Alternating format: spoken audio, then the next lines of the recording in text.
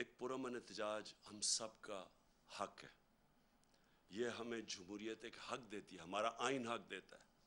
ہمارے جب ہم نے 25 کو جب احتجاج کیا, 25 مئی کو, انہوں نے جس طرح کا ظلم کیا لوگوں کے اوپر, فیملیز پہ, گھر میں رات کو 2-3 بجے گھس کے خواتین کو جس طرح انہوں نے چادر اور چار دیواری کو, ہماری روایت کو پیچھے رکھ کے جس طرح انہوں نے کیا, اس کی میں مارشل لاء میں تو شاید ایسا ہوتا ہو, کسی جمہوریت میں نے ایسے نہیں دیکھا.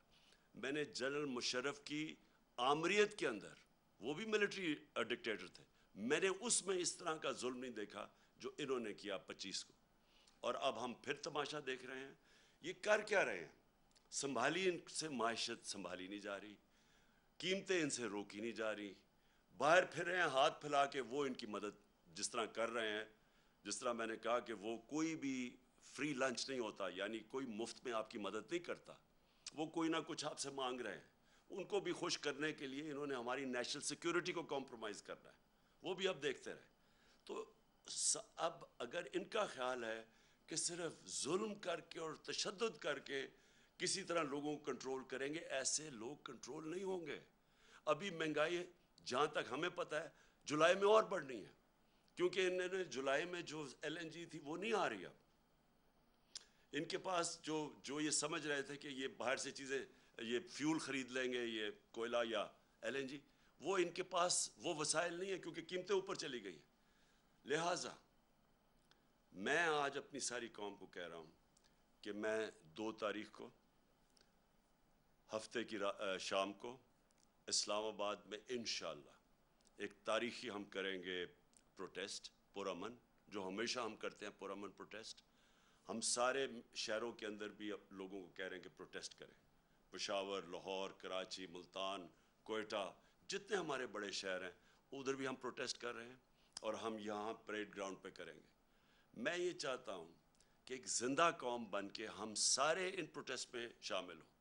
ہم توڑ پھوڑ نہ کریں کیونکہ اپنے ملک کو ہی نقصان پہنچتا ہے, لیکن پرامن احتجاج ہم سب کریں بتانے کے لیے کہ ایک جمہوریت میں یہ ہمارا حق ہے, اور حکومت کا فرض ہے کہ وہ لوگوں کی آواز سنیں. حکومت ڈنڈے سے کبھی بھی جمہوریت نہیں چلتی. حکومت اگر ڈنڈے برسائے گی اور ٹیئر گیس کرے گی, جمہوریت ایسے نہیں چلتی. جمہوریت چلتی ہے اخلاقی قوت سے, جسمانی قوت سے جمہوریت نہیں چلتی. وہ ڈکٹیٹرشپ چلتی ہے, وہ بادشاہ سے چلتی ہو. جمہوریت چلتی ہے اخلاقی قوت سے. اس گورنمنٹ کو بتانا پڑے گا کہ کیا طریقہ ہے ان کا, اس قوم کو جو ایک دم آپ نے یہ سازش کر کے, اور سازش کر کے انہوں نے سب سے پہلے پاکستان میں ایک سیاسی بحران پیدا کیا.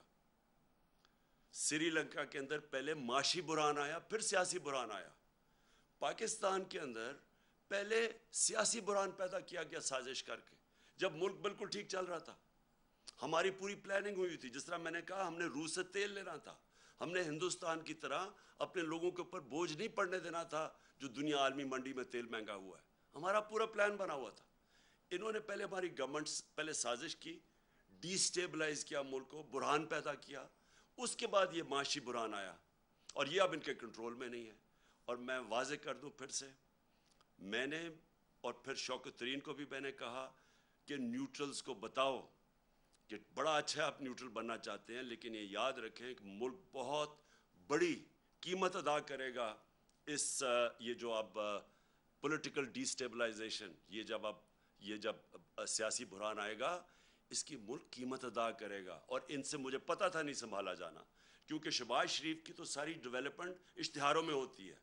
صحافیوں کو پیسے دے دیے, PR کر دیے, کبھی 50 ارب کے اس نے اشتہار دیے, اس کے اوپر ہوتی ہے. یہ جو ایک دنیا کے اندر کرائسس آئے جو ہم بڑی مشکلوں سے نکل رہے تھے اس میں سے, اور نکلتے گئے.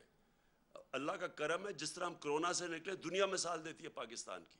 ہم نکلتے جا رہے تھے, اور ہمیں پتہ تھا کہ اگر ایک دفعہ سیاسی بحران آیا یہ ہونا ہے, کیونکہ ان کی تو نیت ہی کبھی نہیں تھی, نہ ان کی صلاحیت تھی ملک کو بحران سے نکالنے کی. ان کو تو ہمیں پتہ تھا یہ کس لیے آ رہے ہیں, وہ انہوں نے کر دیا. 1100 ارب روپیہ اپنا انہوں نے معاف کروا لیا. 1100 अरब रुपया, इसका आधा भी अगर हम सब्सिडाइज कर दें तो लोगों पे बोझ ना पड़े। 500 अरब की अगर हम सब्सिडी दे दें इस वक्त बिजली और तेल पे, हम रोक सकते हैं ये जो प्रेशर पड़ा हुआ है अवाम पे। लेकिन वो पैसा हजम कर गए हैं और सारा बोझ उन्होंने अवाम के ऊपर डाल दिया। तो मैं इसलिए अपनी सारी कौम को आज अपील कर रहा हूँ और दरख्वास्त कर रहा हूँ कि देखें, हम तोड़ फोड़ से मुल्क को नुकसान होता है, लेकिन जो हम कर सकते हैं, हम निकलें, पुरअमन एहतजाज करें, लोगों को बताएं कि हम एक ज़िंदा कौम है। हम ये चुप करके ये जुल्म जो कर रहे हैं इस मुल्क पे कि ख़ुद अपने आप को अरबों रुपए की करप्शन बचाएं और यहाँ इस मुल्क के ऊपर बोझ डालें, हम ये बर्दाश्त नहीं करेंगे। और ये जो एक आखिर में इन्होंने एक ड्रामा शुरू किया है कि पाकिस्तान को इन्होंने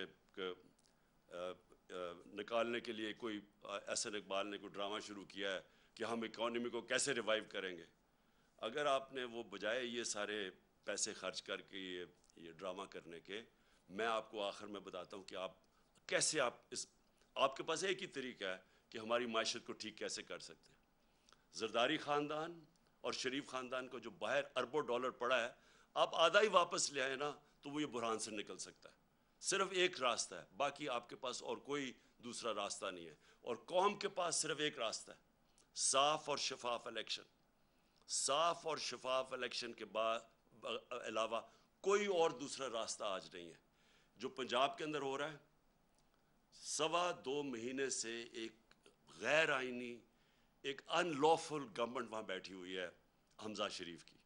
इसकी कोई बुनियाद नहीं है, कोई आइनी इनको हक नहीं है। शुक्र है वहाँ अदालतों ने अब पहले तो इलेक्शन कमीशन को एक्सपोज कर दिया कि उन्होंने गैर आइनी तरीके से हमारे 5 रिजर्व सीट्स को मौका नहीं